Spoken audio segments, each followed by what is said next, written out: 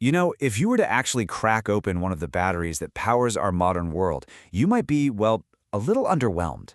It's literally just a long roll of foil that's been coated in this black paste, and yet, this simple little cylinder is, without a doubt, one of the most important inventions of our time. It powers everything from our phones and laptops to electric cars and even the satellites orbiting over our heads.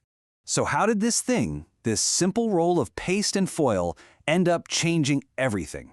That's what we're going to unpack right now. This is the story of the lithium-ion battery, a story of pure genius, incredible danger, and what was basically a global scientific relay race. Okay, let's dive right in. To really get a feel for the impact here, just look at the evolution of the mobile phone. The very first one, back in 1983, needed a 10-hour charge to give you just 30 minutes of talk time. It's insane, right? Now compare that to today. We get a full day, sometimes more, from about an hour of charging. That huge leap forward, that wasn't really about better phones. It was all about making a fundamentally better battery. But here's the thing. For decades, all batteries were stuck. They were caught in this paradox. They were obviously the key to a portable electronic future, but they were held back by a basic chemical flaw that seemed completely impossible to solve. You know, at its heart, every single battery works on a really simple principle. You've got an anode, which is the side that wants to give away electrons. You've got a cathode, which is the side that wants to grab them. And in between, you have an electrolyte. Think of it like the lemon juice in one of those potato clock experiments that lets charged ions move from one side to the other, which completes the circuit and powers your stuff. So for most of the 20th century, there was this hard physical limit on battery power. See, all commercial batteries used an electrolyte that was based on water, and if you tried to push more than 1.23 volts through it, the water would literally just break apart into hydrogen and oxygen. This water ceiling meant that if you wanted more power, you couldn't make batteries more powerful, you could only make them bigger. So to shatter that ceiling, somebody had to come up with a totally radical new idea. And the push for that idea, well, it didn't come from an electronics company. It came from a really unlikely source that was facing a massive global crisis. Let's go back to 1972. You've got this young chemist, Stanley Whittingham, and he's working at, wait for it, Exxon. Yeah, the oil company. A year later, bam, the 1973 oil crisis hits. Gas prices go through the roof, people are waiting in lines for hours just to fill up their tank. All of a sudden, Exxon realizes its entire business model is on shaky ground, and Whittingham's little side project, building a better battery for electric cars, well, that just became the company's #1 priority. Whittingham had this just genius idea.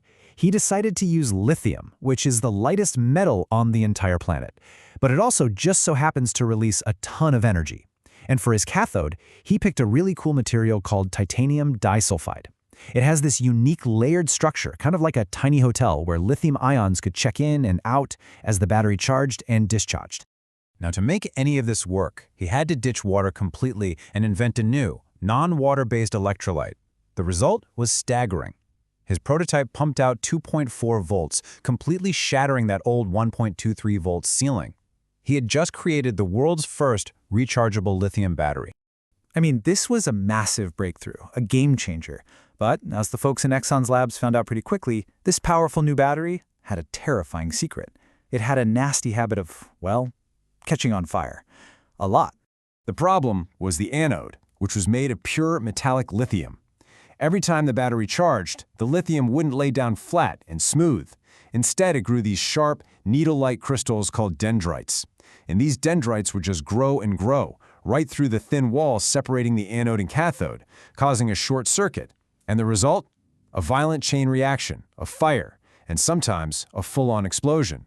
So Whittingham's battery, it was brilliant, but it was just way too dangerous. The oil crisis eventually ended, Exxon shelved the project, and the whole revolution just stalled. But his research paper got out there, and other scientists started to pick up where he left off.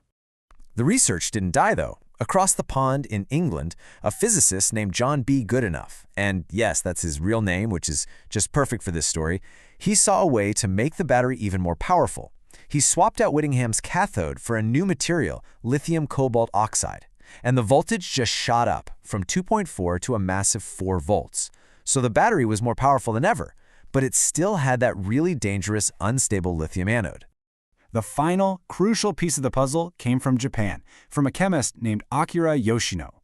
He was laser-focused on getting rid of that dangerous pure lithium. He tested material after material until he finally found a solution, a very specific type of carbon.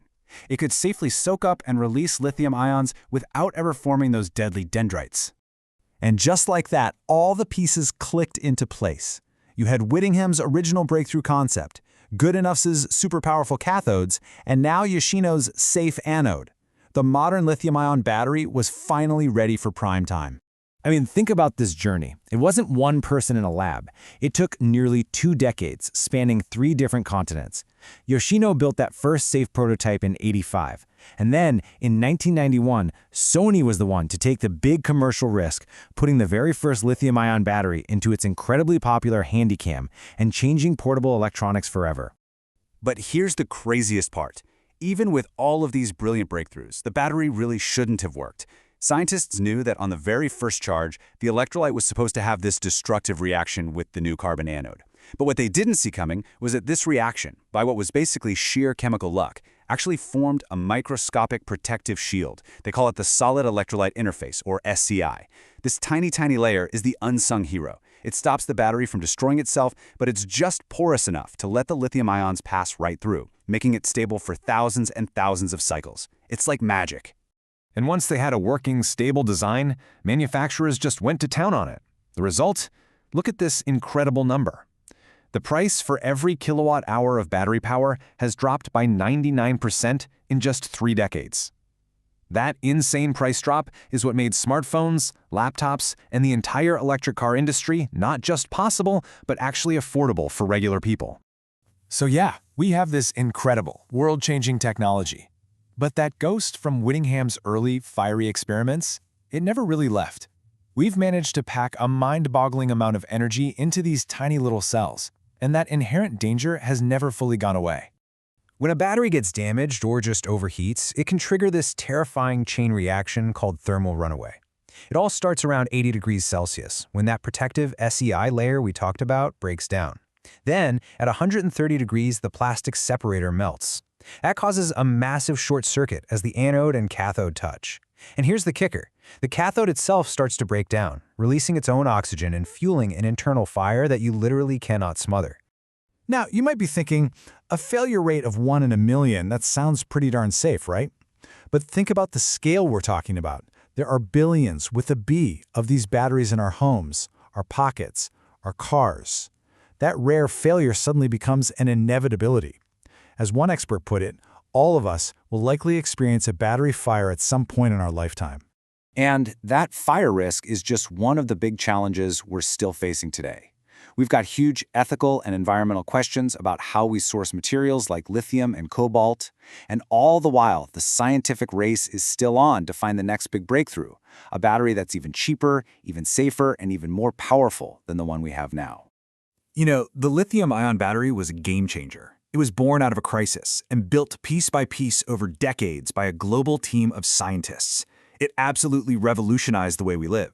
The big question for us now is, as we face a whole new set of energy and climate challenges, what breakthrough is going to come next to power our future?